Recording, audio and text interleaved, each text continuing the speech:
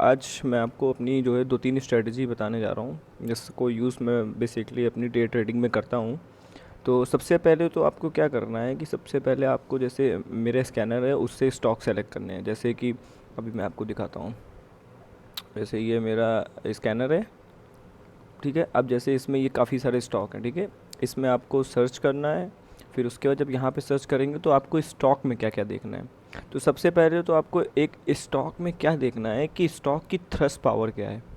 Thrust power in sense कि अगर वो मोमेंटम पाती है तो वो कितने परसेंट का मूव दे सकती है। अब लाइक जैसे ये लॉयड मेटल है तो इसकी थ्रस्ट पावर बहुत कम है, 5-7 8% बहुत है। अब जैसे मैं आपको एक दिखाता हूँ, मैन इंडस्ट्रीज़ की थ्रस्ट पावर अच्छी खासी है, ये देख सकते हैं आप, 10% 20%, ठीक है। तो इट मीन्स कि कोई भी स्टॉक सेलेक्ट करने से पहले आपको स्टॉक में थ्रस्ट पावर देखना है कि स्टॉक में उतना स्ट्रेंथ है कि वो 20% या 15% ऊपर जा सकता है या नहीं जा सकता है, ठीक है। अब हमने स्टॉक देख लिया। अब हम लोग को बेसिकली क्या देखना है, तो हम लोग को जैसे अब चार्ट देखना है। जैसे मैं अभी आपको मैन इंडस्ट्रीज़ का चार्ट खोल रखा हूँ। तो जैसे मैंने इसको क्यों सेलेक्ट किया, सबसे पहले मैंने ओवरऑल ट्रेंड देखा, ठीक है। ओवरऑल ट्रेंड आपका बेरिश है, ऑलमोस्ट 50% से ज़्यादा स्टॉक टूट चुका है, ठीक है। अब क्या होता है इसमें, उस एक स्टॉक में यहाँ पे हमको एक सपोर्ट दिखता है, ठीक है।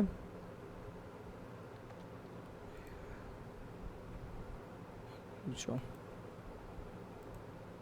ठीक है, तो यहाँ पे उसने एक सपोर्ट बनाया, ठीक है। अब क्या हुआ, यहाँ से हमको सपोर्ट तो दिख गया, बट ऐसा नहीं है कि हमें इमीडिएट एंट्री करनी है। हमको कुछ पॉइंट्स देखने हैं एक चार्ट पे। सबसे पहले हमको क्या देखना है, पहले तो समझो कि एक स्टॉक मूव के कितने किस टाइप से करता है। तो सबसे पहले हम ये बताते हैं कि एक स्टॉक 3 स्टेजेस में अप मूव करता है। स्टेज 1, स्टेज 2,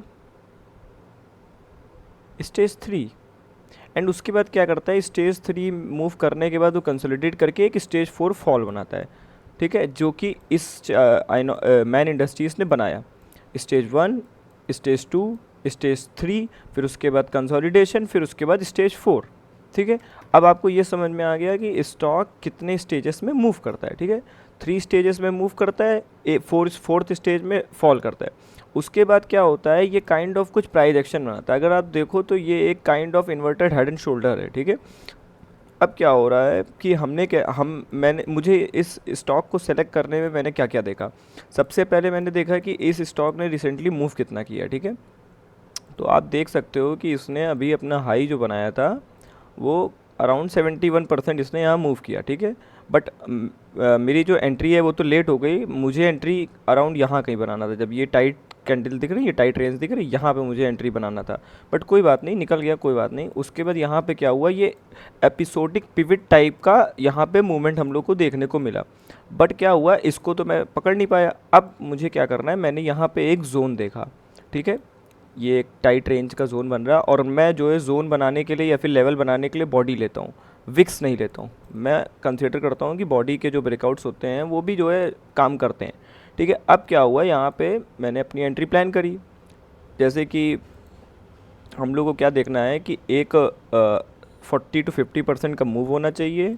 फिर जो है हम लोग को 3 डे टाइट क्लोज कैंडल्स देखनी। जैसे कि टाइट क्लोज क्या होता है कि अब लाइक जैसे हम लोग ने इसको यहाँ से उठाया, तो ये जो सबकी क्लोज हैं, ओवरऑल सबकी क्लोज कितनी हो रही है, 0.31% के अंडर होनी चाहिए, ठीक है। ओवरऑल जो 3 दिन की कैंडल्स का क्लोज होना चाहिए वो 1% के अंदर होना चाहिए। अब क्या हुआ, मैंने जो है एंट्री यहाँ क्यों प्लान करी इस ग्रीन कैंडल पे, क्योंकि ये जो 1 2 3 इन 3 कैंडल का जो क्लोज था वो 1% के अंडर था, ठीक है। तो इसके हाई को मैंने अपना लेवल कंसीडर किया, ठीक है। और ये एक रेंज भी अच्छी बना रहा था, तो मैंने यहाँ पे एंट्री करी। बट सडन वो मूव नहीं किया मेरे फेवर में, बट कोई बात नहीं, मैं उसमें फिर भी होल्ड रखा। फिर नेक्स्ट डे क्या हुआ, अब मेरा स्टॉप लॉस क्या था, मेरा स्टॉप लॉस ये ओवरऑल जो ये था, ये यहाँ पे जो है ओवरऑल जो है जो रेंज है उसका जो लोएस्ट पार्ट है उसको हमने स्टॉप लॉस कंसीडर किया। नेक्स्ट डे रेड कैंडल बनी, बट आवर स्टॉप लॉस तो नहीं गया। फिर क्या हुआ, मैंने होल्ड रखा। थर्ड डे उसने थोड़ा सा ग्रीन कैंडल बनाई, बट उतनी स्ट्रेंथ में नहीं बनाई। ये एक जो है अपनी मदर कैंडल के अंदर रह गया। मेरा प्लान ये था कि अगर ये अपनी मदर कैंडल को तोड़ेगा तो फिर मैं मोर एंट्री बनाऊंगा, बट उसने ऐसा नहीं किया। फिर नेक्स्ट डे क्या हुआ कि इसमें स्ट्रेंथ तो थी, तो वो नेक्स्ट डे गैप अप खुला। गैप अप खुलने के बाद क्या हुआ कि हम लोग ने एक अच्छी खासी रन देखी 6% की, बट थोड़ा सा अगर ये क्लोज इसके नीचे होता, इन दोनों कैंडल्स के हाई के नीचे अगर क्लोज होता, तो मैं इमीडिएट एग्जिट मार देता। बट क्या हुआ, वो उसके ऊपर हुआ, तो इट मीन्स कि अभी स्टॉक में स्ट्रेंथ है।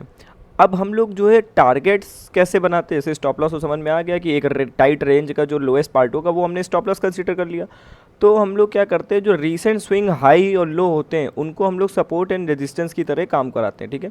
अब मान लो जैसे कि यहाँ पे मेरा स्टॉक यहाँ पे पहुँच गया 377 पे, तो अब क्या होगा, स्टॉप लॉस को ट्रेल कैसे करना है वो भी बहुत इंपॉर्टेंट चीज़ है, मैं बता देता हूँ। सबसे पहले एवरी 7% के बाद हम लोगों को अपना स्टॉप लॉस ट्रेल करना है। इट मीन्स कि अगर मेरी बाइंग प्राइस से वो 7% ऊपर जाता है तो मेरा स्टॉप लॉस अगर 2% का है, तो अब मेरा स्टॉप लॉस ब्रेक इवन पे होगा आफ्टर मूविंग 7%। अगर उसके बाद 7% से स्टॉक 14% भागता है तो मेरा स्टॉप लॉस इस 7% पे होगा। अगर 14 से 21 तो मेरा 14% लॉक हो जाएगा। इट मीन्स कि ऐसे करके मुझे ट्रेल करना है, क्योंकि 5-10% पे बुक करके तुम कभी भी ट्रेडर नहीं बन पाओगे या फिर कभी भी सक्सेस नहीं पा पाओगे। तो बड़े रन को, बुल रन को जो है कैप्चर करने के लिए तुमको और हमको दोनों लोगों को लंबी रैली को कैप्चर करना आना चाहिए। तो वो हम लोग कैसे करेंगे, वो हम लोग ट्रेल करके करेंगे, ठीक है। अब मैं क्या देख रहा हूँ, अब जैसे मैं चार्ट में अभी क्या देख रहा हूँ कि यहाँ पे एक इम्पॉर्टेंट जोन है जहाँ से स्टॉक लास्ट टाइम रिवर्स किया था। अब अगर इसको ये ब्रेक करता है तो हम लोग को एक बहुत तेज़ी का मोमेंट दिखेगा, ठीक है।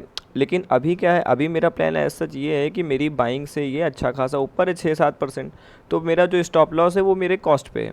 तो इट मीन्स कि अगर ये पलटता भी है तो मेरा कुछ जाएगा नहीं इसमें, ठीक है, ज़ीरो रिस्क है, मैं अभी होल्ड कर सकता हूँ, ठीक है। अगर इसने ये टारगेट दिया तो मेरा स्टॉप लॉस +7% हो जाएगा। इट मीन्स कि अब मैं इस ट्रेड से 7% लिए बिना घर नहीं जाऊँगा, ठीक है। अब मुझे 7% यहाँ मिल गया, ठीक। उसके बाद ये स्टॉक यहाँ आया, फिर यहाँ आया, ऐसे करके 7% पे मैं ट्रेल करता रहूँगा। तो अब आपको क्या पता चला कि आपको सबसे पहले एक 40% का मूव देखना है कि अपने लोएस्ट पॉइंट से स्टॉक 40% मूव किया हो, ठीक है। दूसरे नंबर पे हम लोग को 3 डे टाइट क्लोज कैंडल चाहिए जो कि 1% के अंडर हो, यानी कि 3 दिन की जो क्लोजिंग ओवरऑल एवरेज होनी चाहिए वो 1% के नीचे होनी चाहिए, यानी कि 0.53 0.90, ठीक है। उसके बाद क्या करना है, हम लोगों के उस 3 डे टाइट क्लोज के हाई के ब्रेक पे एंट्री प्लान करनी, ठीक है। और उस 3 डे टाइट क्लोज के लो पे हम लोग को अपना एसएल प्लान करना है, ठीक है। अब टारगेट्स कैसे प्लान करने, टारगेट्स हम लोग रीसेंट स्विंग के हाईज को हम लोग अपना एज अ रेजिस्टेंस टारगेट देख सकते हैं, ठीक है।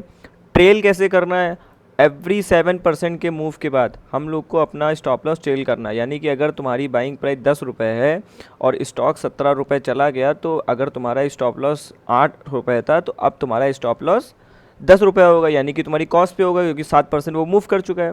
उसके बाद अगर वो 17 रुपये से तुम्हारा जो है अगर 24 रुपये चला जाता है, तो हम लोग क्या करेंगे, अपना स्टॉप लॉस 17 रुपये पर लगाएंगे। इट मीन्स कि हमें अब स्टॉप लॉस लेने की भी ज़रूरत नहीं और उल्टा हम लोग ने थोड़ा सा गेन भी कैप्चर कर लिया, ठीक है। इसको अवॉइड करना, क्योंकि मैं ट्रेडिंग व्यू बहुत कम यूज़ करता हूँ, तो इसलिए मैंने प्रीमियम ले नहीं रखा है, ठीक है। तो अब हमको ये पता चल गया कि एक 40% का healthy move, 3 day tight close candle, उसके हाई पे एंट्री, उसके लो पे स्टॉप लॉस, उसके बाद हमें पूरा ट्रेल करना है। इसी मेथड को आप कंसीडर करो और ट्रेड करो, कम से कम 1 साल इसी मेथड को ट्रेड करो, आप लोगों को सक्सेस मिले, क्योंकि मैं मोस्टली इसी मेथड से ट्रेड करता हूँ। बाकी तो कई सारे मेथड्स है, वी वैप है, ए वी वैप है, ठीक है, और प्राइस एक्शन ट्रेड भी अच्छी होती है, ईएमए एंट्री अच्छी होती है। और हाँ, मैन इंडस्ट्रीज़ में एक और अच्छी चीज़ ये है कि ये जो स्टॉक है ये इसको 20 day moving average 200 day moving average को यहाँ पे क्रॉस कर रहा है, ठीक है। इट मीन्स यहाँ पे स्ट्रेंथ और तेज़ी से आ रही है, और नीचे देखेंगे तो हम लोग को वॉल्यूम्स की भी इंक्रीजिंग दिख रही है इसमें, तो इट मीन्स कि ये अच्छा परफॉर्म कर सकता है, ठीक है गाइस। बाकी मैं ऐसे डेली वीडियो बनाता रहूँगा, आप लोगों को सिखाता रहूँगा, ठीक है। Thank you so much.